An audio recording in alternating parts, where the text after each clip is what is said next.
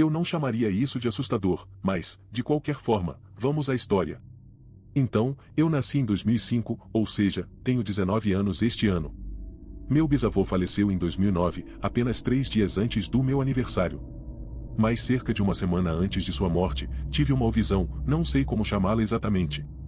Eu tinha 3 anos e estava fazendo 4, e me lembro de estar sentada na sala de estar brincando com a Barbie enquanto meu bisavô e minha bisavó estavam no sofá conversando entre si. Minha mãe entrou pela porta com minha irmãzinha e o pai da minha irmã. Acabei crescendo pensando que ele havia conhecido minha irmã. Até que eu tinha 13 anos e fiz as contas.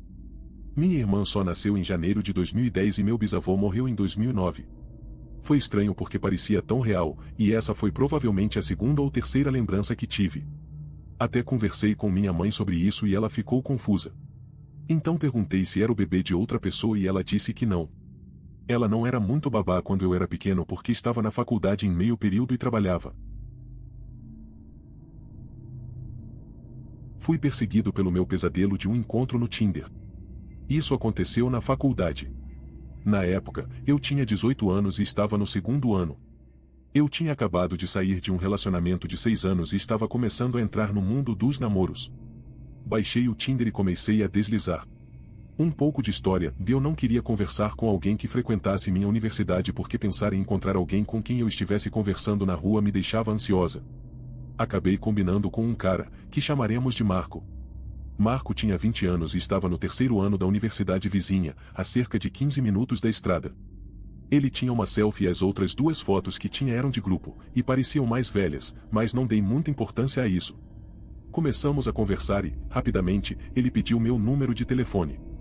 Eu diria que é um pouco cedo demais para isso, mas ele continuou insistindo e acabei cedendo. Depois de cerca de 2 dias de conversa, ele começou a pedir fotos, então eu mandava selfies. Ele pedia fotos mais provocantes e eu sempre recusava. Dizia a ele que não estava interessada naquilo e que só queria ver o rumo das coisas. Marco dizia que não via a hora de me conhecer para poder me beijar e, toda vez que ele dizia isso, eu mudava de assunto. Depois de uma semana de conversa, planejamos um encontro. Ele disse que conhecia um bom restaurante indiano perto de sua escola e que depois poderíamos caminhar pelo centro da cidade. Concordei, pois seria em um local público. Chegou o dia do encontro e novamente comecei a ter uma sensação estranha. Contei à minha colega de quarto o que havíamos planejado e ela disse que manteria o telefone com ela se eu precisasse. Algumas horas antes do encontro, fiquei com medo e disse a ele que meu carro não pegava e pedi para remarcar. Ele se ofereceu para me buscar e eu continuei dizendo que não e que deveríamos remarcar, mas ele continuou insistindo e começou a me fazer sentir culpada. Ele dizia que estava ansioso por isso nos últimos dias e que eu estava magoando seus sentimentos e que ele estaria mais do que disposto a me buscar, mas eu não estava dando a ele a chance. Bem, eu cedi e essa foi a pior decisão de todas. Apesar dos sentimentos que eu estava tendo, dei a ele a informação para chegar ao estacionamento do lado de fora do meu dormitório. Assim que entrei no carro, percebi que esse provavelmente seria um encontro horrível. Imediatamente, ele tentou segurar minha mão e pediu para me dar um beijo. Eu neguei e ele começou a dirigir. No caminho para o nosso destino, ele disse que não iríamos mais ao restaurante e que, em vez disso, iríamos para o apartamento dele e que ele faria o jantar para mim. Nesse momento, meu coração afundou e comecei a ter um pequeno ataque de pânico. Mandei uma mensagem para minha colega de quarto avisando. Ela ficou preocupada e disse que viria me buscar se eu precisasse. Mais uma vez, não dando ouvidos ao meu instinto, disse a ela que estava tudo bem e chegamos à casa dele. Quando digo que o apartamento era nojento, quero dizer que estava coberto de lixo, roupas sujas e louça. Ele disse que tínhamos que ir para o quarto dele porque o colega de quarto estava em casa e ele não gostava quando tinha companhia. Seu quarto era ainda pior do que a área comum. Havia apenas um único caminho para a cama e para o banheiro, de tão sujo que estava. Sentamos em sua cama e ele ligou um filme. Não consigo me lembrar do filme, só me lembro do mau cheiro do quarto e de ele começar a se aproximar de mim. Marco começou a esfregar minhas costas e ombros. Eu continuava me afastando, tentando colocar alguma distância entre nós, mas não funcionava. Depois de alguns minutos, ele começou a se forçar a vir para cima de mim. Começou a me beijar com força e a segurar minha cabeça para que eu não pudesse movê-la. Não sei como, mas ele acabou ficando em cima de mim, forçando todo o peso de seu corpo sobre mim, e eu não conseguia me mover 1 centímetro sequer. Estou paralisado pelo medo. Ele não consegue ir muito além disso porque, assim que está em cima de mim, sai correndo para o banheiro e começa a vomitar. Nunca fiquei tão agradecido por vomitar. Não sei por que ele ficou doente. Quando ele saiu, pediu desculpas por ter ficado doente, que isso acontece o tempo todo e disse que precisava me levar para casa. Tremendo, levantei-me, me endireitei e o segui até a saída. Ainda não sei se ele vai tentar fazer mais alguma coisa e não queria irritá-lo ou dizer algo errado, então tentei agir como se nada estivesse errado para chegar em casa em segurança e isso aconteceu. Ele parou no meu prédio, disse que queria me compensar e eu apenas acenei com a cabeça, disse boa noite e saí do carro. Ao entrar, eu o bloqueei, denunciei-o no Tinder e apaguei o aplicativo. Também tomei medidas extras para bloqueá-lo em qualquer mídia social que eu pudesse. No início, não contei a ninguém o que aconteceu. Fiquei envergonhada por ter me colocado nessa situação. Comecei a receber ligações de números aleatórios, quando atendia, não havia ninguém na outra linha. Eu bloqueava o número e um novo número ligava. Chegou ao ponto de meu telefone estar tocando constantemente. Depois das ligações telefônicas, havia mensagens aleatórias no Facebook e no Instagram de diferentes contas. Elas diziam coisas como: por que você está me ignorando? Por que não está falando comigo? E então elas começaram a ficar mais agressivas e ameaçadoras. Minha colega de quarto começou a receber mensagens e eu tive que contar tudo a ela. Ela me disse que eu precisava denunciá-lo ou, pelo menos, contar aos meus pais. Eu não fiz nada disso porque estava com medo. Isso foi até começar a receber fotos aleatórias de mim mesma.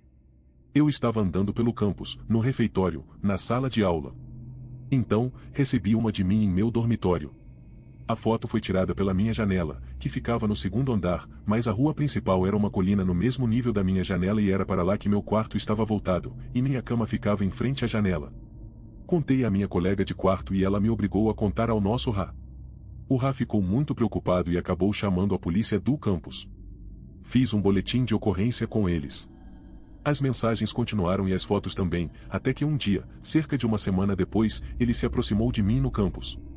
Ele me agarrou pelo braço e tentou me levar para seu carro.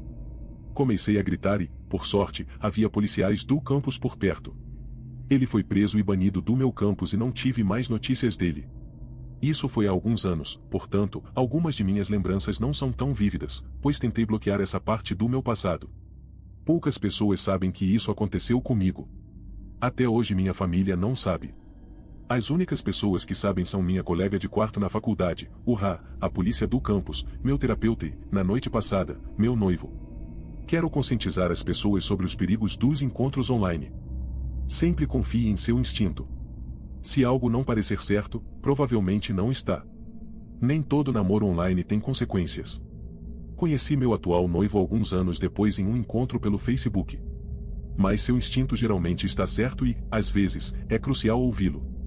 Dito isso, Marco, não vamos nos encontrar novamente. Quase fui sequestrado quando criança. Recentemente, houve um alerta âmbar e minha filha estava me perguntando do que se tratava aquele sinal sonoro. Para aqueles que não sabem, um alerta âmbar é emitido quando uma criança é dada como desaparecida.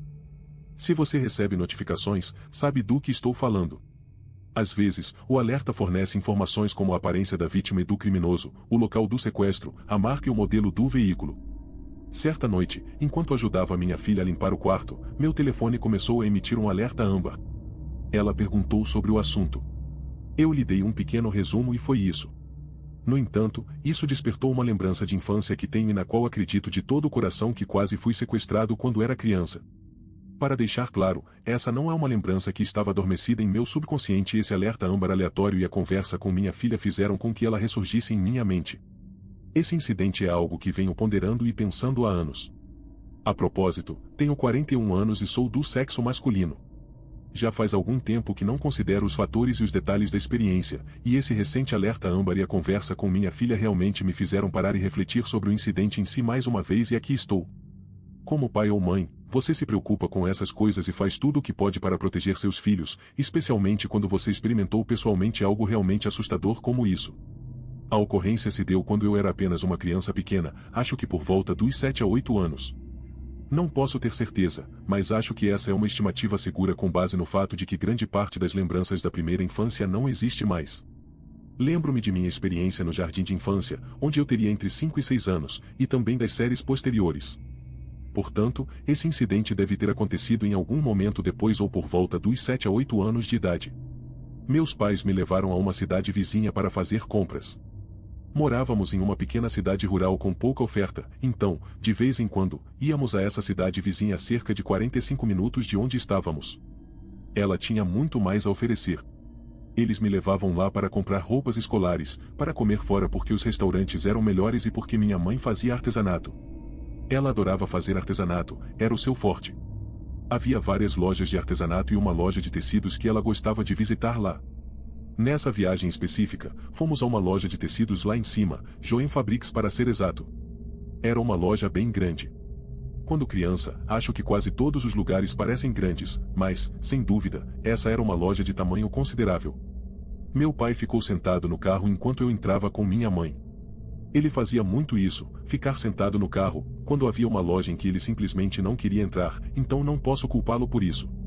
Não me lembro exatamente o que minha mãe estava procurando ou tentando comprar naquela loja naquele dia, mas me lembro da seção em que estávamos, uma área com várias prateleiras com vários tecidos pendurados. Imagine uma loja de roupas com prateleiras circulares com roupas penduradas ao redor delas e é mais ou menos assim que é essa loja de tecidos. Prateleiras de tecidos pendurados.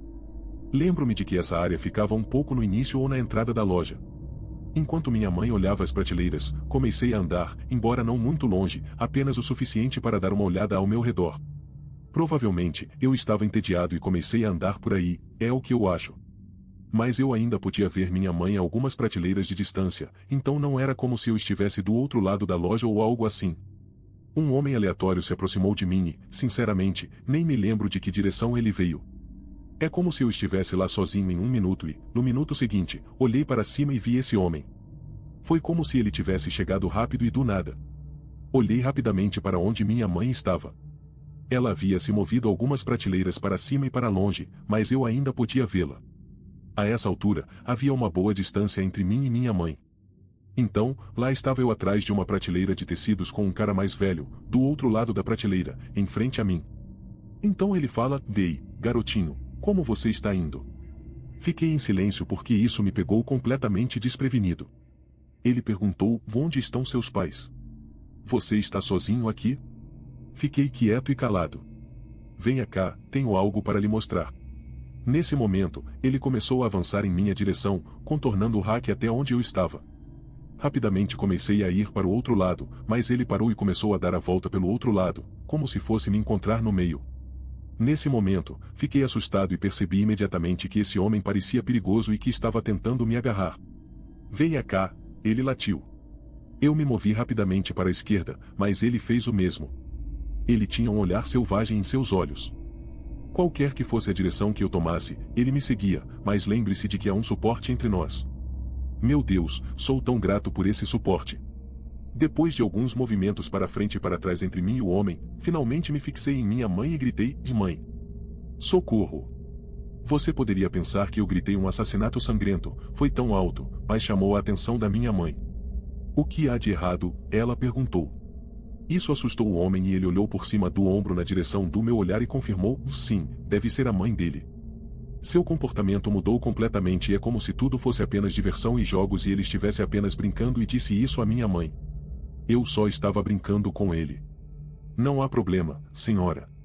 Minha mãe veio até onde eu estava e, quando nos reconectamos, o cara simplesmente tirou o chapéu para minha mãe e saiu da loja. Expliquei à minha mãe o que tinha acabado de acontecer, que o cara estava tentando me pegar, eu estava muito chateada e abalada.